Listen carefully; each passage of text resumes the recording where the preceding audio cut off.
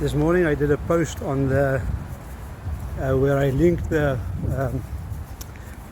geology and the customs in the Wechsel region, the Wechsel mountain in Styria.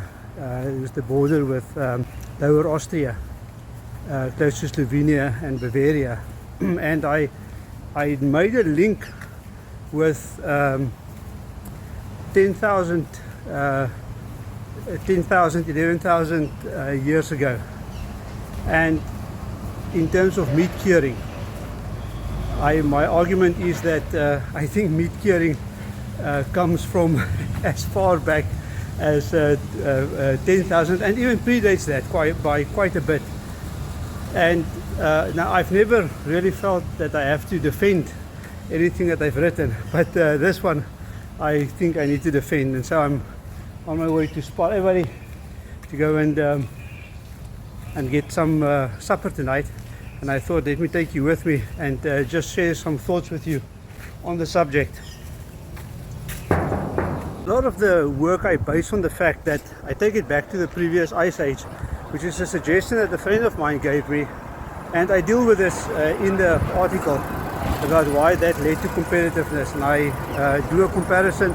I do that at the hand of Michael Porter, who was associated with Harvard Business School for many years, and his work Competitive Advantage of Nations.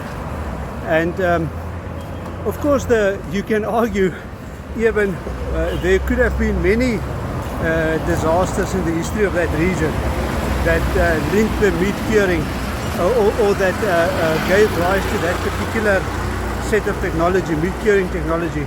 There's no reason why not to take it back to the Ice Age. One is the fact that I think that meat curing is really an ancient tradition, and that it was ammonia based initially. And sure, there may have been other disasters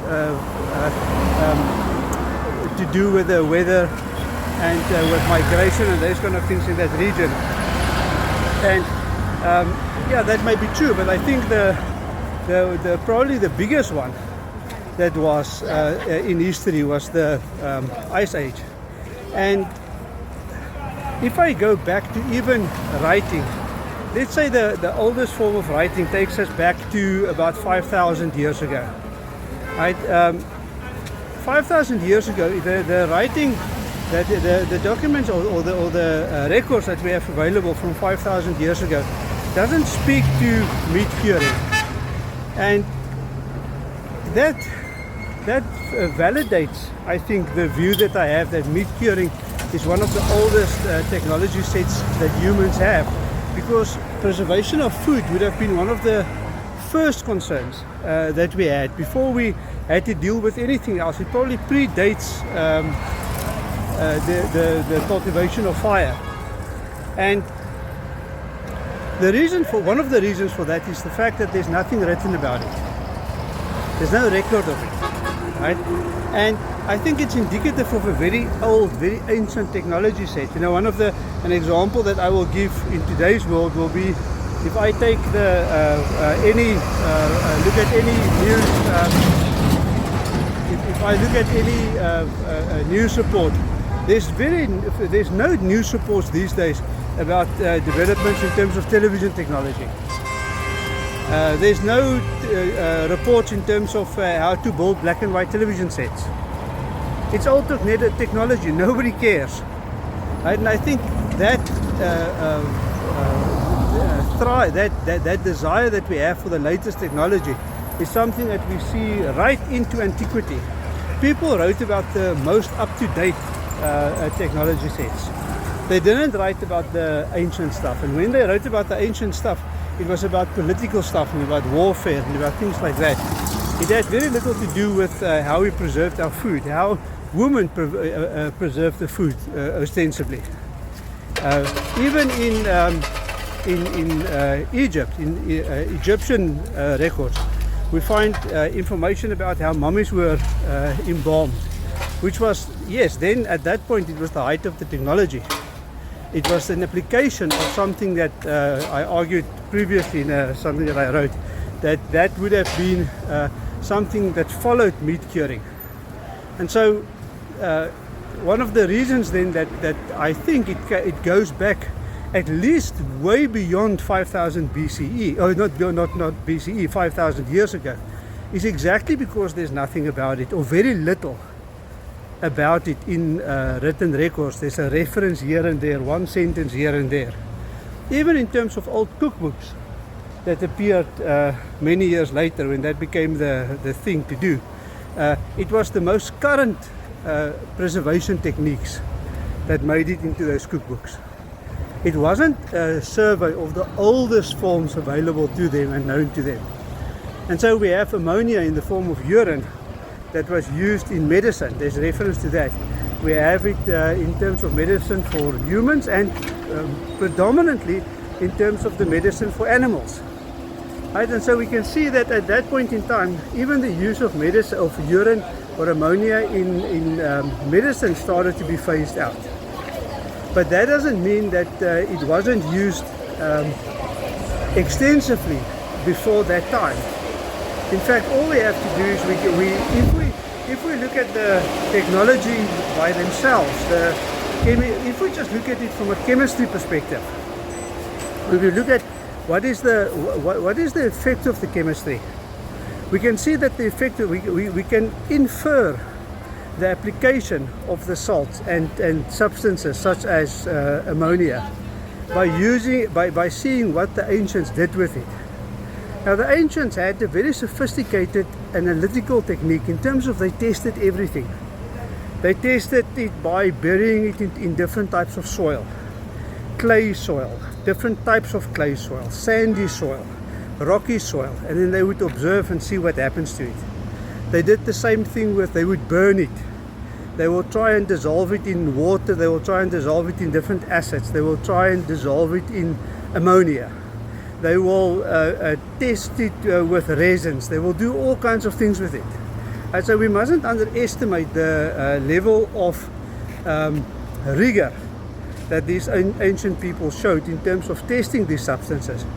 And for sure, when it came to meat preservation, the same thing would have applied. They would have applied different resins to the meat. They would have done everything imaginable under the sun. Everything known to them, they would have used, as we do today, to test it for a possible application. Right? And so, if we accept that fact, right, then the value of ammonia in meat curing would have been developed very, very, very early on. Right? And especially if you think about the fact that now it is not just the fact of ammonia, this enigmatic substance that comes from the urine, but it also is the fact that it is that the curing agent comes from the body of an animal. And again, examples are replete in even fairly recent history, where ancient societies used urine, used things that was passed through the human body to change the composition, to filter out toxins and those kind of things.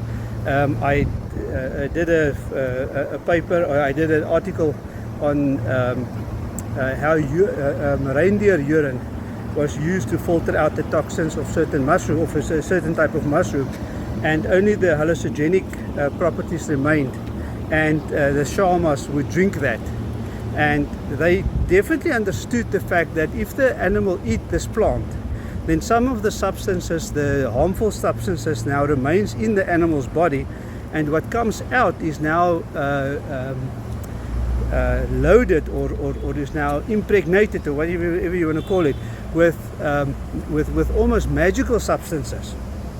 Something changed. I mean, at least however you see that change happened, something changed to it. Right? And they understood that something changed, and they understand the characteristics of that thing that changed. So this is, I think, how ammonia meat curing was discovered in antiquity. And when we reach the time of the ice ages in the Wechsel mountains in Styria, I think for all the reasons that I mentioned in the article, these things were advanced. Every technology set that had to do with survival would have been rigorously investigated, and developments would have been made, as I discussed in that in the article that I just did. So I'm going to stand by the assertion that major developments in terms of meat curing technology happened in this region probably around 11,000 years ago. And I think there's good solid logic behind that. If you disagree from me on the point, please shoot me a message and let's discuss it. So just to summarize, the reason why I have no problem taking it back to 10,000 years ago is then because nothing is, or little is written about preservation technology involving drying and ammonia from the oldest records 5,000 years ago. There's something written about it, but very little. Secondly, it's rooted in the nature of the chemicals itself, right? The nature of ammonia and its incredible usefulness in terms of preservation. Right now, I could make a similar argument for lime as well, which I've written also in an article about. Then there's the fact that 10,000 years ago, with the last ice age in the region that I'm discussing in the article, the ice age would have provided a substantial challenge for the people who lived in that region, and it would be very surprising if they didn't prepare for that, if they didn't continue to develop the technology related to one of their primary concerns in that region at that point in time, being how to make it through the winter. Sustenance, high protein, high energy, protein dense foods that will give them energy to get through the winter.